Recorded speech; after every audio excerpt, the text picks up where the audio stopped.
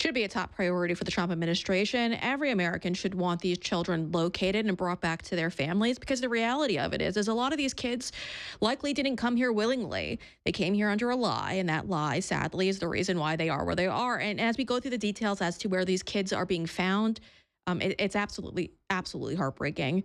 Again, this was all preventable if we didn't have the Biden regime doing what they did. Joining me now to discuss are two individuals who are advocates for finding those children and rescuing children all across the country. Please welcome to the show Allie Hooper. She is an expert on counter trafficking consulting. And we also have Jarrod Sadulski joining the program as well. He is a human trafficking expert, and he's also a homeland security expert as well. And it's an honor to have both on this show. I know I've had both of you on my podcast, so it's good to have you on the program today. I'll start off with you, Jarrod. I want kind of like to get inside your head a little bit in regard to Tom Homan's comments. Do you think this administration is doing all that it could do to help locate these children? But I think they have nearly an impossible task, right? So if we have roughly 400,000 kids that are missing and we've only located 25,000, the others today, as we speak, are being trafficked. They're being trafficked on farms. They're being trafficked in motel rooms throughout the United States. Yeah, and I think that's really, really something that needs to be dug into a little bit. Allie, how would you rate the current administration's role in all of this right now? Because I know that they're trying their best. And I believe we saw a report that they did with Fox where they said, we're going through the data, we're trying our best to find these kids, but a lot of the vetting information that's been handed over is inaccurate from the Biden administration. So what are your thoughts on that thus far? This current administration is doing an excellent job. They are doing what they have with the resources that they have at their disposal. It's been a challenge when state and local agencies don't want to cooperate with federal agencies in finding these children and securing the bad actors that were allowed to enter into our country. Yeah, and that's a big issue here. When it comes to going after the sponsors, we've talked about on this program before, there's a very small number of sponsors who have been arrested in all of this. And I don't know, Jarrod, if you're familiar with the criminal aspect of all of this, but when they're sponsoring these children and bringing them into our country, and then the children are MIA and the addresses that they said these kids are going to be living at aren't there, is there a criminal angle to this? Could the administration charge more of these individuals? Right. Well, this is exactly how it worked. Under the Biden regime, the cartels would bring children to the border, provide the name and phone number of who they are to request to be their sponsor, their guardian. The federal government would blindly send these children to unvetted sponsors, which has resulted into unprecedented child trafficking. And part of Allie and I's work, we've come across cases of 30 children that were sent to addresses that were strip clubs. We've come across situations where children were sent to an empty field. And the cartel has basically exploited the Biden administration to operate one of the largest human trafficking operations in our nation's history. That is absolutely disturbing and really infuriating.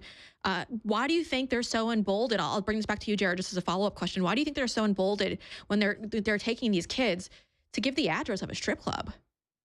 Because there was no follow-up. There was no background check. There was nothing being done in terms of any meaningful background check to see where these children are being sent. So they knew that they could be so bold, because what would happen is the federal government, Office of Refugee Resettlement, would send these children to NGOs who would be responsible for the placement of the children.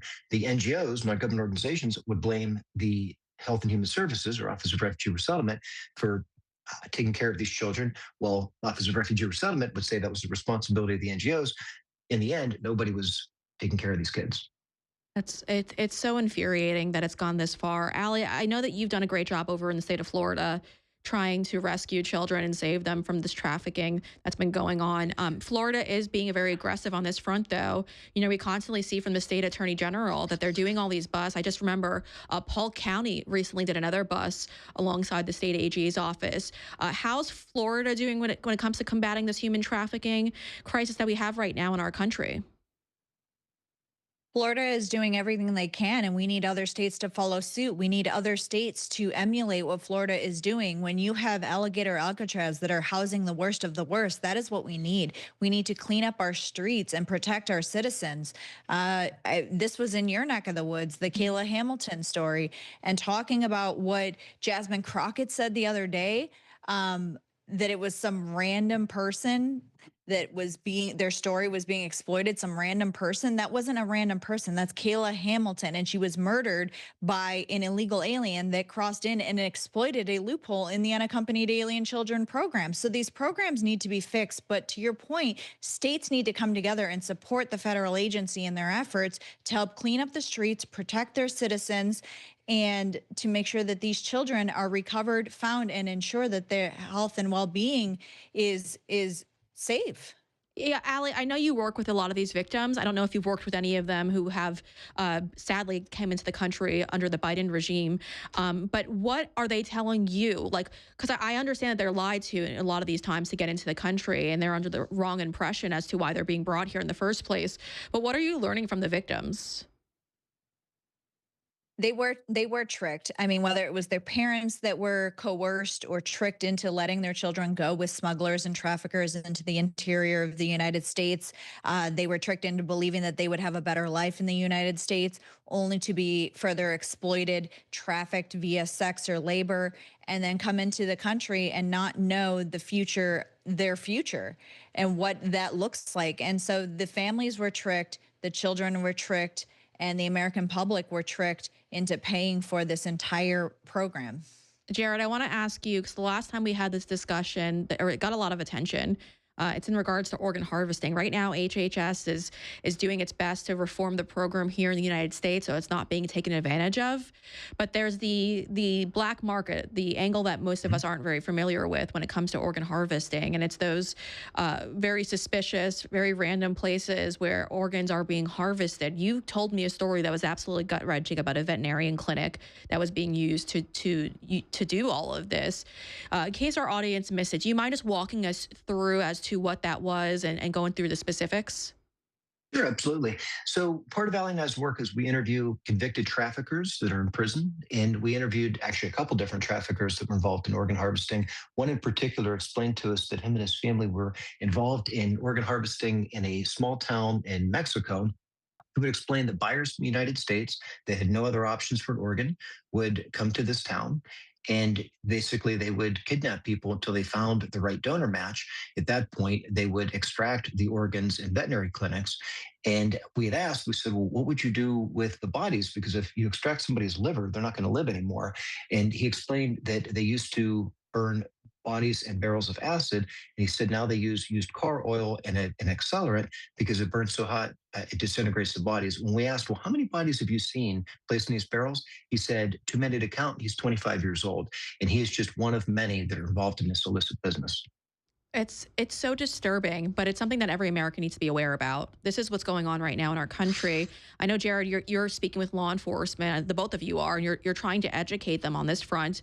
I'll let you kind of take the floor on this. How do we combat this from a law enforcement standpoint? Right? It's creating awareness, right? So when Allie and I go and we provide training across the country to law enforcement, what we're finding is there's a lack of understanding of human trafficking in general, not to mention just organ harvesting, but it all starts with awareness. So on average, a law enforcement officer, unless they're a detective, may receive just a couple hours of human trafficking training in the academy. That's part of the problem. They should be receiving weeks of human trafficking training, how to investigate it, how ultimately for it to be prosecuted. That's what's lacking in our country. Yeah, it's quite embarrassing that we haven't gotten a grip on this issue. Allie, before we go, I wanted to ask you about this as well. How do we combat this? I know you've done everything on the legislative level over in Florida. I know you're working aggressively hard on that to help these children out. But I mean, what more can we be doing? Great question. It's exactly what Jarrod had said. Education is key. So whether you're educating law enforcement, whether you're educating lawmakers or educating community members, faith leaders, parents, schools, everyone needs to know what human trafficking looks like. And if you see the signs, you know what to do and how to respond to it. When you start doing that, human traffickers are going to be afraid. They're going to be terrified because they know that the communities that they enter into, that they dare to enter into, are aware and they know what to do. And so they know how to respond. If we can further educate people on not just the dangers in person, the dangers online, the threats that exist, and the bad actors that exist out there, that is how we start moving the needle in combating human trafficking. Yeah, this is one issue that we really have to get a grip on. Allie, Jarrod, thank you for both joining me today. I appreciate your insight on this front because this is a war that we need to combat. It's embarrassing that this country is one of the largest human trafficking, smuggling destinations. That should not be what we're known for. We should be known for pushing back and fighting back against this issue. So we're thankful that the both of you are fighting with us on that front. So thank you so much. Beth, thank you. Thank you. While other networks lie to you about what's happening now, InfoWars tells you the truth about